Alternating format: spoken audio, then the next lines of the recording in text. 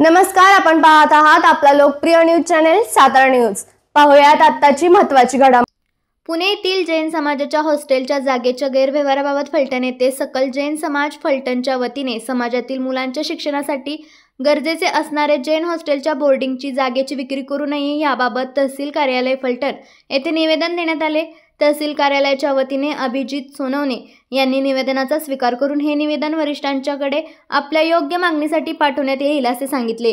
यावेळी फलटण शहरातील सर्व जैन समाज बांधव भगिनी तसेच डॉक्टर सूर्यकांत दोशी, फलटण येथील ज्येष्ठ पत्रकार अरविंदभाई मेहता, चार्टर्ड अकाउंटंट अनुप जोशी तसेच शहरातील जैन समाजाचे व्यापारी महिला भगिनी शेकडोंच्या संख्येने उपस्थित होत्या।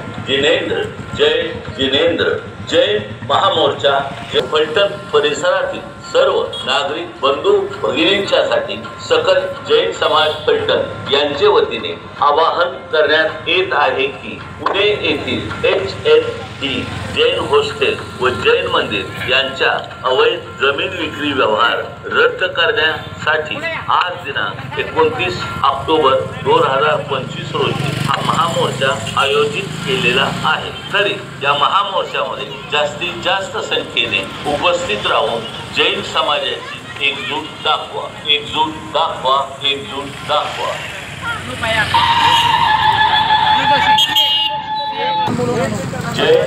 पुणे येथील HSD जैन हॉस्टेल व जैन मंदिर यांच्या अवैध जमीन विक्री व्यवहार रद्द करण्यासाठी आज दिनांक 29 ऑक्टोबर 2025 रोजी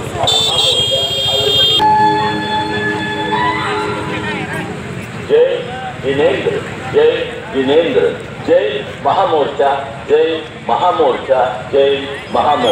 फलटण शहर व फलटण परिसरातील सर्व नागरिक बंधू भगिनींच्यासाठी सकल जैन समाज फलटण यांचे वतीने आवाहन करण्यात येत आहे। आम्ही निवेदन सादर करीत आहोत।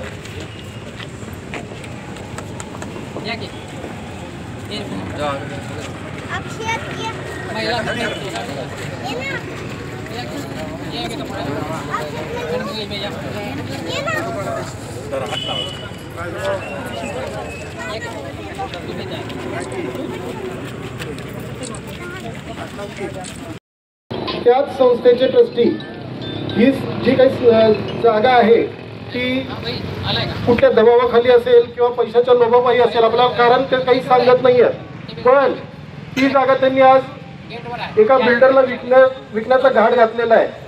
आपण हे ऐकलेलं आहे की हा सौदा रद्द केलेला आहे, त्यांच्याकडून स्पष्टीकरण आले, पण अजून आपल्या ट्रस्टीने एक सुद्धा शब्द त्या बाबतीत काढलेला नाही। किती खेदाची आणि किती अपमानाची गोष्ट आहे आपल्या समाजासाठी हे आपण समजू शकतो। तर आपली मागणी एवढीच आहे की ही जी काही आपल्या इथं आपण हा जो मोर्चा आज काढलेला आहे, तर हा मोर्चा काढण्याचं मेन कारण तेच आहे की कारण आपण बघितलेलं आहे की आपली जेव्हा मुलं पुण्याला जातात तेव्हा आपल्या मुलांची केवढी मोठी सोय, कारण आम्ही तिथं शिकलेलो आहोत स्वतः, आम्ही 4 वर्ष तिथं जाऊन शिक्षण घेतलं आणि आज त्या संस्थेमध्ये शिकून बरीच मोठी मुलं मोठ्या पदांवर काम करतायत, मोठे इंडस्ट्रियलिस्ट आहेत, खूप जण CA आहेत, इंजिनियर्स आहेत, आणि अशी ही जी चांगली संस्था आहे हीच आज संस्था त्यांनी विकायला काढलेली अतिशय चुकीची गोष्ट झाली आणि हे सर्व जे काही काम झालेलं आहे ते अतिशय बेकायदेशीरपणे झालेलं आहे। तर या विरोधात आपण हा मोर्चा आज इथं काढलेला आहे आणि आज आपण श्री माननीय तहसीलदार साहेब यांना आज ते निवेदन आपण इथं सादर करतोय की हा जो काही चुकीचं काम झालेलं आहे, जे काही बेकायदेशीर काम झालेलं आहे, तर हे रद्द होण्यासाठी त्यांनी शासन दरबारी त्याचा पुरावा करावा। आमचं जे काही म्हणणं आहे ते शासन दरबारी मांडावं आणि त्वरित लवकरात लवकर जे काही संस्थेच्या नावावर सातबाऱ्यावर ती जमीन पुन्हा नोंद व्हावी हीच आमची कळकळीची विनंती। जैन समाजाच्या वतीनं पुण्यातल्या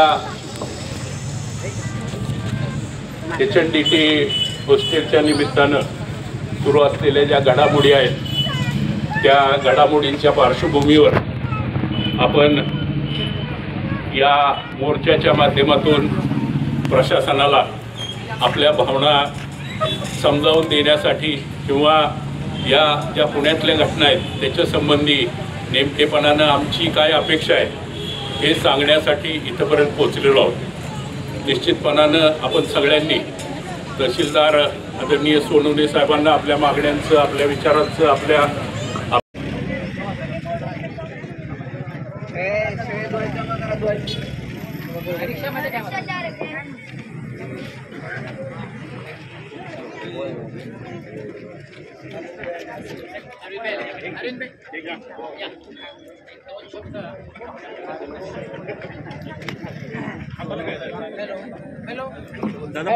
जय जिनेंद्र.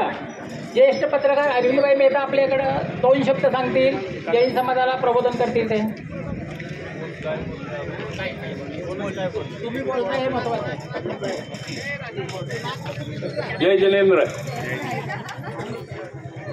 जैन समाजाच्या वतीनं पुण्यातल्या HNDT हॉस्टेलच्या निमित्तानं सुरू असलेल्या ज्या घडामोडी आहेत त्या घडामोडींच्या पार्श्वभूमीवर आपण या मोर्चाच्या माध्यमातून प्रशासनाला आपल्या भावना समजावून देण्यासाठी किंवा या ज्या पुण्यातल्या घटना आहेत त्याच्यासंबंधी नेमकेपणानं आमची काय अपेक्षा आहे हे सांगण्यासाठी इथंपर्यंत पोहोचलेलो आहोत. निश्चितपणानं आपण सगळ्यांनी तहसीलदार आदरणीय सोनवणे साहेबांना आपल्या मागण्यांचं, आपल्या विचारांचं, आपल्या अपेक्षांचं निवेदन दिलेलं आहे. सोनवणे साहेब ते शासनापर्यंत पोचवून आपल्या अपेक्षा शासनाला निश्चितपणानं सांगतील अशी अपेक्षा या निमित्तानं व्यक्त करतो. आणि खरं तर ज्या घटना घडलेल्या आहेत त्याच्यासंबंधी बोलायचं झालं तर वालचंद इंडस्ट्रीजच्या माध्यमातून आतापर्यंत केवळ जैन समाज नव्हे तर सगळ्याच समाजासाठी राबवलेल्या ज्या योजना असतील, केलेले जे कार्यक्रम असतील, उपक्रम असतील किंवा केलेली मदत असेल ती निश्चितपणानं प्रशंसनीय आहे. आणि गेल्या 60 वर्षापूर्वी 1956मध्ये पुण्यामध्ये उभं केलेलं हे हॉस्टेल आणि त्याच्या शेजारचं मंदिर, त्या धर्मभावना वाढाव्यात.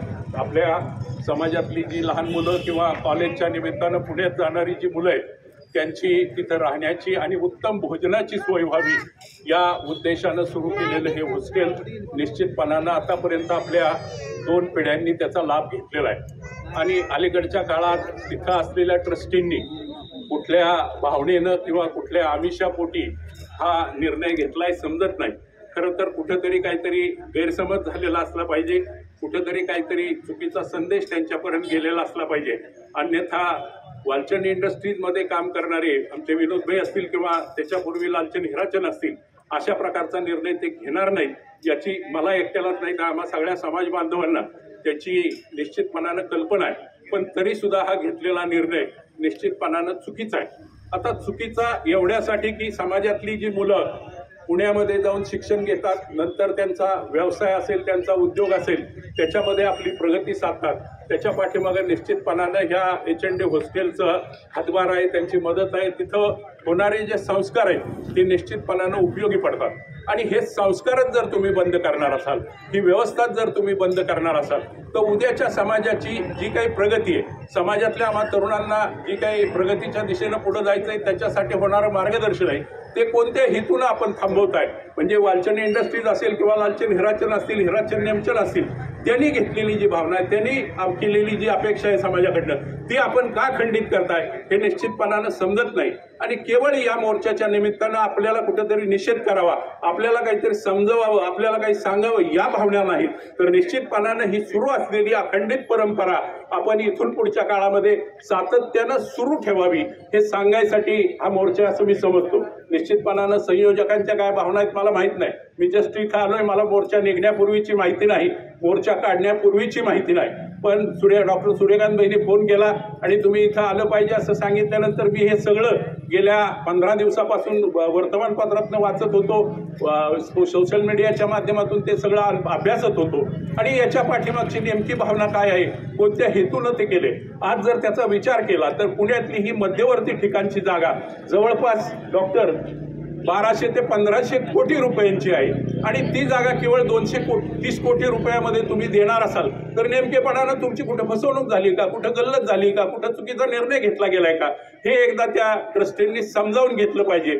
आणि दुसरा भाग याच्यातला जो आहे, ज्या कायद्याखाली हा ट्रस्ट रजिस्टर झालाय त्या कायद्यातल्या तरतुदी जर पाहिल्या तर त्या जे त्याचे उद्देश आहेत त्या उद्देशापासून ट्रस्टींनाच नव्हे तर राज्य सरकारला सुद्धा बाजूला जाता येत नाही, इतका तो कायदा भक्कम आहे.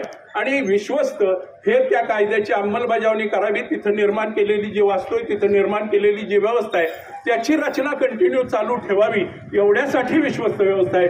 ते विकायचा, ट्रस्ट बंद करायचा कुठलाही निर्णय ट्रस्टींना घेता येत नाही. किंबहुना धर्मादाय आयुक्तांनी जरी त्या संबंधी काही निर्णय दिला असला तरी तो या ट्रस्टवर किंवा त्याच्या ज्या उद्देश आहेत त्याच्यावरती बंधनकारक राहत नाही. हे एकदा आपण सगळ्यांनी आणि त्या विश्वस्तांनी समजावून घेतलं पाहिजे. याचा अधिकार केवळ सर्वोच्च न्यायालयाला आहे की त्याच्या उद्देशामध्ये बदल करता येतो.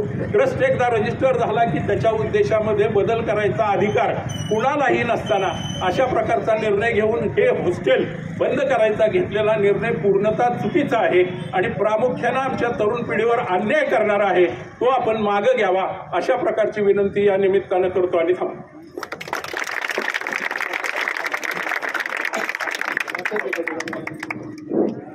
आज HND ट्रस्टच्या संदर्भात सकल जैन समाज फलटण यांच्या वतीनं जे निवेदन आम्हाला सादर केलं, सदरचं निवेदन आम्ही माननीय जिल्हाधिकारी सातारा यांच्यामार्फत शासनास 100% सादर करत आहोत.